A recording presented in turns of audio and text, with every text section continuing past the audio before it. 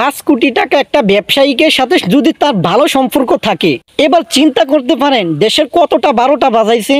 ছাত্র আন্দোলনের সমন্বয়ক আব্দুর রাজ্জাক রিয়াদ মানে কতটা চাঁদাবাজ, কতটা বাটফার, কতটা শয়তান হইলে হইতে পারে। এরকমভাবে নিজের পোস্টার ব্যানিং সব কিছু মানে উদার কইরা মানে মানুষের কাছ থেকে কিভাবে চাঁদাবাজি করতে হয়, দুর্নীতি করতে হয়, এগুলো তাদের কাছ থেকে প্রশিক্ষণ নিতে হইব।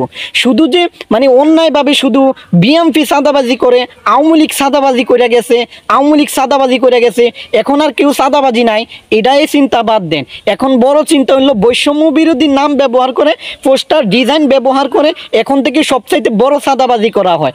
অনেকেই আছে, শুধু রিয়াদ না, অনেকেই আছে শুধু বৈষম্য বিরোধী নাম ব্যবহার করে হাজার হাজার ব্যবসায়ীদের কাছ থেকে মানে অর্থ সম্পদ লুট করে নিতে আছে, এখনো নিতে আছে, অনেক অসংখ্য আছে।